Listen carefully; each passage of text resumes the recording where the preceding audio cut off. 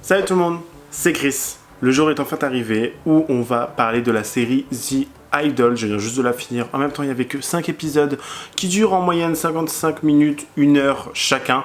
Et comment vous dire, est-ce que ça a été un calvaire? Est-ce que j'ai aimé? Est-ce que si? Est-ce que ça? Parce que vous m'aviez demandé d'en parler. Ben écoutez, ça va être chose faite aujourd'hui. Donc si vous êtes intéressés, continuez à regarder. Avant de continuer, bien évidemment, comme à son habitude, je vous rappelle qu'il faut vous abonner à cette chaîne. Surtout si vous revenez souvent. Vous êtes plus de 63% à ne pas être abonné et à venir regarder la chaîne. Donc n'hésitez pas à vous abonner, ça prend 1 seconde s'il vous plaît. C'est gratuit, ça me fait vraiment plaisir et au moins ça me prouve que vous aimez bien mon travail et que vous passez toujours un bon petit moment ici. Donc voilà, ça me fera extrêmement plaisir. Merci beaucoup, on peut commencer la vidéo. Qu'est-ce que la série The Idol? C'est une série qui a été créée par l'artiste chanteur The Weeknd, qui a été dirigé par Sam Levinson et également, alors il y a une autre personne, je ne sais jamais son nom, c'est Reza Fahim, qui lui est le producteur de cette série, qui a vu le jour il y a à peu près quelques semaines, je dirais à peu près 2 semaines. C'était vraiment la série que tout le monde attendait en 2023, notamment parce qu'il y avait énormément de stars qui étaient présentes dans cette série. On pouvait notamment penser à The Weeknd, Lily Rose Depp, Jennie du groupe Blackpink, il y a qui d'autre, Troye Sivan, enfin, plein de personnes et de têtes d'affiche vraiment qui donnent envie normalement d'aller voir cette série et qui a fait couler beaucoup d'encre, notamment qui a reçu une standing ovation si vous voulez pendant 5 minutes au Festival de Cannes de 2023. Donc tout le monde avait un engouement envers cette série, tout le monde voulait voir cette série et c'était vraiment l'événement de cette année quoi. L'événement de cette année aussi parce que Sam Levinson n'est autre que le créateur, le directeur on va dire de la série Euphoria qui a eu 2 saisons déjà et qui était vraiment un petit bijou, j'ai envie de dire. J'ai beaucoup aimé cette série, j'ai regardé vraiment d'une traite. Merci à ma pote de m'avoir prêté son compte ou Canal Plus pour le regarder parce que sinon c'était du streaming. Voilà, mais non, une série vraiment top et qui a été dirigée voilà, par Sam Levinson. Donc on pouvait retrouver sa patte, sa touche artistique, sa création, sa vision, on va dire, dans la série. Et je me suis dit, ok, on va voir ce que ça va donner. Peut-être que ça va être aussi génial. Ok. C'est une série aussi qui aurait eu, apparemment, d'après les rumeurs, un début, une gestion extrêmement chaotique, parce que rien que déjà à l'époque, il y avait beaucoup de rumeurs qui entouraient cette série, d'après des membres de l'équipe, notamment qui ont du coup travaillé avec Sam Levinson. Beaucoup de ces personnes ont dit que c'était une personne vraiment qui faisait tout au jour le jour en fait, que c'était vraiment, il n'y avait pas de script si vous voulez presque, que ça devenait presque chaotique, que c'était presque mal géré et les gens étaient vraiment sous une pression monstre parce qu'il faut savoir que quand même HBO, donc la chaîne qui a diffusé, enfin la plateforme, la chaîne qui a diffusé cette série avait quand même déjà déboursé pas mal de millions de dollars, environ entre 55 et 75 millions de dollars, donc ce qui reste assez énorme, mais vous, ça reste Hollywood, hein, vous savez, ils peuvent débourser comme ça, les pépettes, c'est pas ce qui manque là-bas.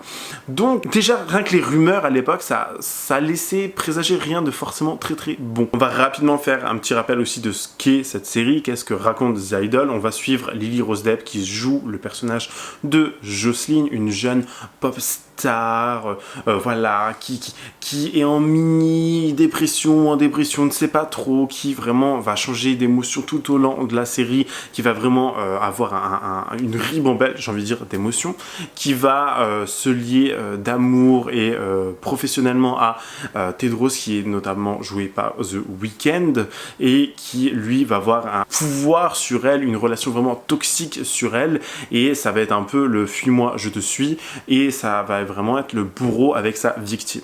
On en reviendra un peu plus tard dans cette vidéo de ce fameux bourreau avec sa victime, parce que je trouve que c'est assez important aussi de l'imager comme ça, mais pour que vous compreniez. Donc ça va être vraiment avec des accusations de viol, de machin, des scènes de sexe à outrance, des choses vraiment rocambolesques, j'ai envie de vous dire. C'est vraiment une série voilà, qui passe par tellement de choses, entre la drogue aussi et tout ça, avec les chantages affectifs, les flics, tout ça. Enfin vraiment une série qui résume, j'ai envie de dire, qui a essayé de résumer un peu comment ça se passe dans le showbiz et pour décrire en fait un mode de vie et un mode de fonctionnement qui serait, d'après les créateurs de la série, réel et qui reflèterait tout ce qui se passe vraiment dans l'industrie de la musique comme dans l'industrie du cinéma à Hollywood en règle générale. Là aussi où ça commence à faire parler beaucoup et à faire coulé beaucoup d'encre, c'est que l'une des réalisatrices, Amy Seymet, qui était présente apparemment pendant les 6 épisodes, parce que la série, on savait pas trop déjà à l'époque combien il y allait y avoir d'épisodes et ce que ça allait vraiment représenter et ce qui allait être dit durant cette série. Donc on a cette fameuse personne, Amy, qui elle va être évincée du projet et qui, alors qu'elle était là depuis à peu près 6 épisodes, hein, je vous le rappelle, c'est le magazine Rolling Stones qui a tout simplement parlé de ça, qui ont fait une enquête sur cette fameuse série et apparemment elle a été évincée au profit de Sam Levinson qui lui vraiment voulait amener sa patte, sa vision et qui connaissait vraiment une montée fulgurante notamment grâce à Euphoria et donc les gens se sont dit ok, c'est le petit chouchou d'Hollywood, on va le prendre, il va nous faire remonter la cote de popularité, nous faire ramener un maximum de pognon, donc on va reprendre Sam Levinson. Ce sont que des pures spéculations là, mais vous voyez ce que je veux dire. Ce qui est important également de rappeler, c'est que la vision et le message dans cette série qui au départ était vraiment du point de vue d'une femme, d'un point de vue féminin, donc on allait se placer du côté de Jocelyn et de vraiment voir comment ça allait se dérouler, a vraiment changé de cap, j'ai envie de dire, pour avoir un truc un peu, une histoire d'amour, on va dire un peu lambda, avec un bourreau, quelqu'un qui va faire ci, qui va faire ça, qui va vraiment avoir une pression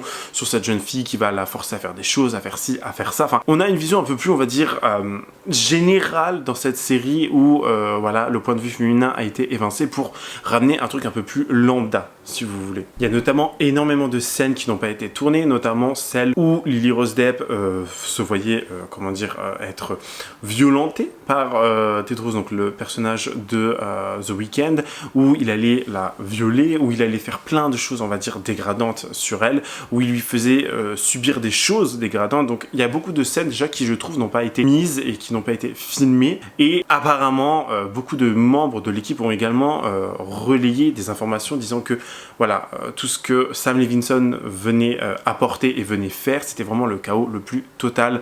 Je vais vous lire un passage d'une personne, enfin un témoignage d'une personne qui dit « Il y avait toujours ce sentiment de chaos parce que nous n'avions jamais de plan sur ce qui allait se passer aujourd'hui ou demain ou la scène suivante. » Ça, c'est ce qu'une personne a dit dans le magazine Rolling Stones qui a témoigné pour ce magazine. Et ça reflète bien en fait la série parce que même moi en la regardant je me suis dit mais ça part à gauche, ça part à droite, ça va en haut, ça va en bas, ça stagne, je comprends pas trop. C'est vraiment une série qui vraiment fait tout plein de trucs mais vraiment d'une façon un peu bordélique et on a vraiment du mal à s'y retrouver. Je dis pas que c'est une mauvaise série, je dis juste qu'on a du mal à comprendre un peu le cheminement, ça va à gauche, ça va à droite, enfin c'est vraiment chaotique et on le ressent en fait nous en tant que spectateurs, on ressent en fait ce chaos tout simplement. Et même si Sam Levinson est le chouchou de HBO, apparemment il y avait tellement de tension qu'au bout d'un moment, Levinson n'envoyait même plus les scripts des textes ou des scènes à HBO et il les tournait quand même. On a un autre membre d'équipe qui a dit cette fois: c'était un exemple très fort de ce que Levinson peut vraiment faire pour HBO, qui continuera à le couvrir parce qu'il rapporte de l'argent. Il est capable de s'en sortir indemne et tout le monde veut encore travailler avec lui. Les gens ignorent les signes d'alarme mais le suivent malgré tout. C'est-à-dire que même en fait si Levinson n'envoyait pas son script et qu'il boycottait en quelque sorte un petit peu HBO, eux ils étaient toujours derrière lui parce qu'ils savaient que cette série allait rapporter de l'argent, vous voyez ce que je veux dire. Et c'est pas la première fois où on voit Sam Levinson faire, comment dire, ce genre un peu de trucs un peu bizarres où il va vraiment évincer des gens ou éviter de voir au-dessus avec sa hiérarchie si vous voulez. On se rappelle dans Euphoria qu'il y avait Barbie Ferreira qui jouait le rôle de Kat, qui elle a été pareil évincée de la série parce qu'il y avait un différend entre le réalisateur et elle, parce qu'elle ne voulait pas jouer également le côté la fille, la meilleure amie grosse dans la série, et même dans la saison 2, on l'a beaucoup moins vue et elle a dit qu'elle ne réapparaîtrait pas dans les autres saisons parce qu'elle ne voulait pas jouer ce rôle-là. Donc, on peut se poser des questions, on peut se demander si c'est vraiment vrai tout ce qui se dit, toutes ces rumeurs, parce que il y a plein de choses en fait qui coïncident, vous voyez ce que je veux dire. Et ça nous amène vraiment aussi à penser à la vision qu'a ce mec. Peut-être que ça ne plaît pas forcément à beaucoup de personnes, peut-être que si, peut-être que ça, il y a plein... Enfin, je sais pas, il y a plein de points à élucider dans ce genre de série et dans ce genre de cas de personnes. J'ai vu également beaucoup de commentaires passer disant que c'était vraiment, ça faisait l'apologie, si vous voulez, du viol dans cette série, qu'il y avait vraiment des scènes extrêmement hardcore, et qu'il y a vraiment extrêmement beaucoup, je trouve, de scènes de cul, bien explicites, tout ça. Bon, ça reste humain, voilà, on va pas non plus épiloguer 10 ans sur une scène de cul, mais c'est la façon un peu comment c'est fait. Moi, la première scène qui m'a choqué, c'est dans la série, dans l'épisode 1, la fin de l'épisode où on voit vraiment The Weeknd couvrir le visage en fait de Jocelyn et vraiment presque aller l'étrangler avec le ruban de son kimono, enfin je sais pas trop comment on appelle ça, mais vous voyez ce que je veux dire, et qui va vraiment voilà la toucher, faire des trucs qui vont avoir un rapport si vous voulez. Et ça m'a vraiment choqué parce qu'il y a vraiment ce côté de domination, de presque étouffer quelqu'un et d'avoir l'ascendant sur lui, mais d'une façon vraiment malsaine. Et il y a pareil plein d'autres scènes où ils sont dans notamment la boutique Valentino où ils vont ken, genre dans les cabines d'essayage, ils vont faire ça là-bas, enfin c'est vraiment une série portée sur le cul, hein, on va pas se mentir au bout d'un moment, mais c'est moins pire que Elite dans un premier temps, parce que je n'ai vu personne se plaindre d'Elite alors que c'est du cul à outrance, mais summum, genre le summum. Je n'ai vu personne se plaindre de 50 Shades of Grey, personne se plaindre de 364 jours, enfin vraiment des séries, des films qui peuvent être encore plus problématiques que The Idol, ou encore Game of Thrones, où il y a plein de scènes de cul, et c'est pas pour autant que voilà, c'est l'apologie de ci, c'est l'apologie de ça, vous voyez ce que je veux dire? Certes, il y a des scènes qui des fois n'apportent rien au scénario, qui voilà, ils ont ken, ok, cool.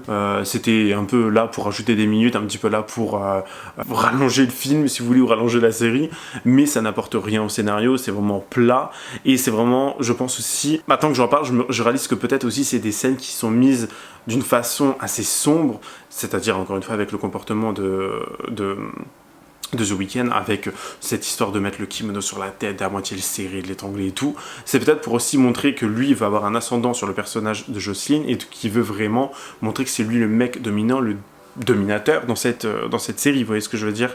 Mais est-ce que c'est réellement... Est-ce qu'il ne pouvait pas le montrer avec une autre forme, si vous voyez ce que je veux dire. Là où j'ai personnellement été surpris, et vraiment surpris, hein, je vous le dis, c'est du jeu d'actrice de Lily Rose Depp et de Jennie. Bon, Jennie du groupe Blackpink, je m'attendais à, voilà, pas forcément grand chose non plus, ni de Lily Rose Depp. Jennie, je savais qu'elle allait avoir vraiment beaucoup de mentors derrière elle parce que le groupe, c'est l'une... Enfin, elle fait partie du groupe le plus connu dans le monde, Blackpink et tout, enfin voilà.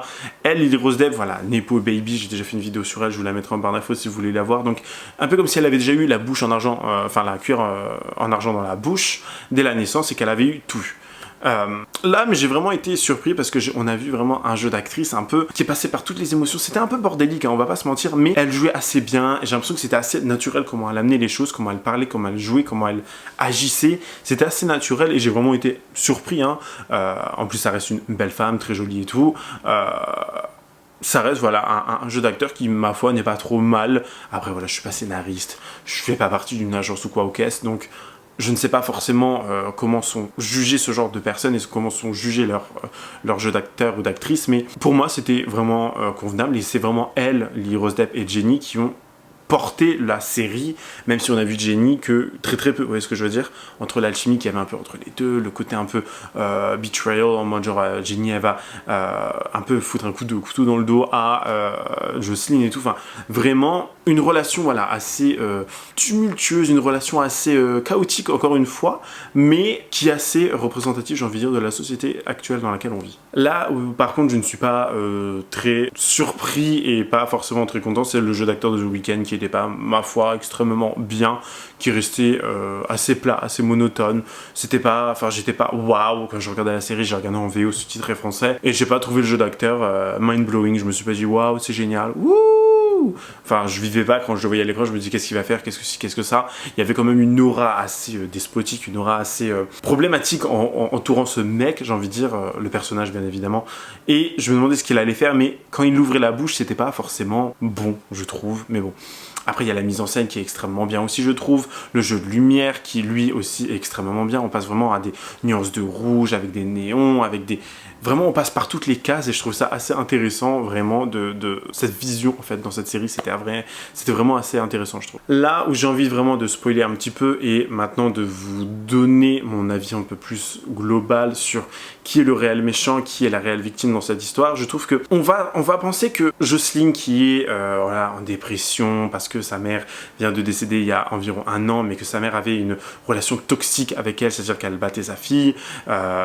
Vraiment, voilà, on va suivre l'aventure de ce personnage et on va voir que tout au long de la série, c'est pas forcément Tedros qui est le mauvais, qui est le méchant, qui est le pire personnage, mais c'est plus Jocelyn qui, elle, en fait, va manipuler Tedros, qui va vraiment faire de lui, littéralement, en fait, son petit chien, alors qu'on sait qu'au début, c'est un proxénète, qu'il est vraiment là, lui, pour se servir d'elle et vraiment, en quelque sorte, la vendre un peu. Et on va se rendre compte que Jocelyn va reprendre le pouvoir par-dessus, parce qu'il y a une scène qui, moi, m'a personnellement marqué. C'est la scène où elle dit que... Enfin, on voit Jocelyn, en fait, se brosser les cheveux et tout, et Tedros lui demande, ok, c'est la brosse avec laquelle ta mère te battait, ou je ne sais pas trop quoi, nanana, nanana, enfin, avec laquelle elle l'a frappé, et elle dit que oui, et on voit Tedros tout simplement lui répondre, mais on voit que c'est une nouvelle brosse, on voit que là, c'est un nouvel objet, vous voyez, et elle va juste regarder, enfin, Jocelyn va juste regarder Tedros, et elle va sourire normalement, et ne pas répondre. Donc, il y a vraiment un jeu d'acteur, et aussi toutes ces émotions en première scène, dès le premier épisode, où on voit vraiment Jocelyn pleurer, qui va mettre un peu la puce à l'oreille, parce qu'on la voit vraiment passer par toutes les émotions, pleurs, rigolade, un peu sexy, un peu timide, vous voyez, vraiment, on va tout avoir dans une même scène dès le début, et ça peut vraiment nous mettre en fait la puce à l'oreille de se demander si c'est pas elle la vraie manipulatrice et le vrai bourreau dans cette histoire. Enfin voilà, globalement c'est pas une mauvaise série, c'est pas une série voilà que je regarderai parce que enfin j'ai déjà vu mieux, notamment Ugly Betty, enfin Ugly Betty je pourrais regarder encore des dizaines de fois, Desperate Housewives aussi, mais ça non, c'est mal écrit, il manque un épisode, tout le monde en a parlé, il devait y avoir 6 épisodes, il n'y en a eu que 5. C'est le clap de fin pour The Idol, la série va s'arrêter plus tôt que prévu. Habituellement, qui dit série annulée dit tristesse et rage, mais pour The Idol, c'est tout l'opposé qui est en train de se passer. On vient de l'apprendre, l'épisode 5 de la série avec Lily Rose Depp et The Weeknd sera le dernier de la saison 1. Du coup, plus d'épisode 6 comme prévu initialement et certainement pas de saison 2. Gros flop ou non, la série n'a clairement pas fonctionné comme prévu. Et en plus d'un scénario accusé de faire l'apologie de comportements dangereux et sexistes, Sam Levinson, le réalisateur, celui qui a fait Euphoria, s'est retrouvé au cœur d'une autre polémique à cause de ses méthodes de travail jugées dangereuses et invivables. Mais alors est-ce que la fin de The Idol va être bâclée ? Seule info qu'on a, une source aurait laissé entendre que le résultat serait moins frustrant qu'on le pense. Et qu'au final, l'histoire ne méritait pas plus de 5 épisodes. En tout cas, sur les réseaux sociaux, bon nombre de personnes sont soulagées d'apprendre la fin de la série. Oui, carrément à ce point-là. Et toi, du coup, est-ce que tu as regardé la série et surtout, qu'est-ce que tu penses de toute cette polémique ? Est-ce qu'il va y avoir une saison 2 ? On ne sait pas, de toute façon, on le saura ou non. Quand les chiffres seront sortis et si ça a rapporté de l'argent, si ça rapporte de l'argent, il y aura une saison 2, tout simplement. Donc voilà. Mais c'est une série qui vaut le détour. Il y a beaucoup de gens qui l'ont critiqué alors qu'ils ne l'ont même pas regardé. C'est une série qui fait passer le temps. Tout simplement, quand vous vous ennuyez un peu, c'est un peu une série bouchon, vous voyez, donc je vous recommande quand même de regarder, mais ne vous attendez pas à un truc de ouf où vous allez vous dire waouh, sur sortie c'était génial. Enfin voilà, j'espère que cette vidéo vous aura plu, n'hésitez pas à vous abonner, à activer la cloche de notification et venir me dire en commentaire ce que vous en avez pensé de cette série si vous l'avez regardée, si vous avez aimé cette vidéo et vraiment voilà, partagez ensemble nos avis, que ce soit en commun ou non, donc n'hésitez pas à me donner voilà, votre avis en commentaire, également me suivre sur les réseaux sociaux, lâchez un petit pouce bleu, moi je vous dis à la prochaine, prenez soin de vous, bye guys.